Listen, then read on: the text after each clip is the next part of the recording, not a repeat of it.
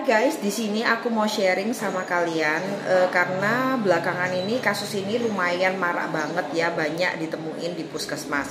Nah, dan di sini kalian juga perlu tahu sebenarnya apa sih bedanya antara cacar air dengan yang virus cacar monyet.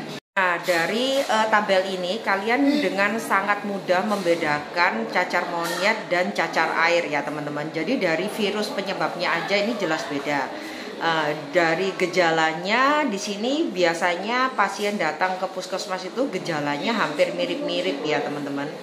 Selain itu ada bentuk bintil-bintil ruamnya itu hampir kurang lebih juga sama ya, jadi agak sulit memang dibedakan. Masa inkubasinya teman-teman bisa juga baca di sini, durasi penyakit dan demografi. Nah, di sini aku munculkan ya teman-teman ruamnya itu seperti apa. Kalau misalnya pasiennya anak-anak ya biasanya kita mikirnya itu dipikirnya koreng yang ada di bagian telapak tangan ya. Jadi biasanya kita itu harus aware dengan di bagian badannya itu ada atau enggak ya.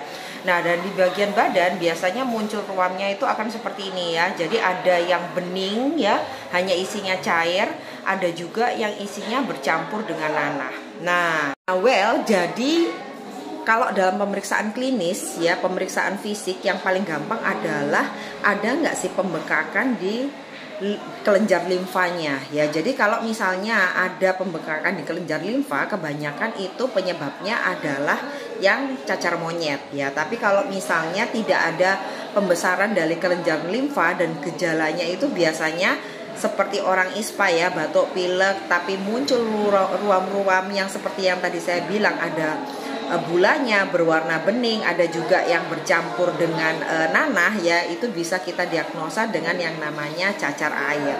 Nah, jadi teman-teman tidak perlu khawatir karena itu bisa diobati tentunya. Jadi tinggal kalian minum obat, minum anti radang, terus habis itu minum juga anti panas, tentunya penurun panas, dan kalian juga bisa pakai salep ya. Yang pasti jangan digaruk-garuk teman-teman, karena supaya nggak bekas-bekas ini ya kayak gitu. Dan apabila kalau misalnya kalian pengen kulitnya nanti mulus kembali, tentunya kalian juga harus perawatan kulit ya. Apalagi kalau misalnya itu munculnya di daerah wajah, di daerah leher, atau di daerah lengan yang biasanya kita suka pakai baju pendek-pendek ya, atau rok pendek-pendek, tentunya itu cukup sekali mengganggu penampilan ya.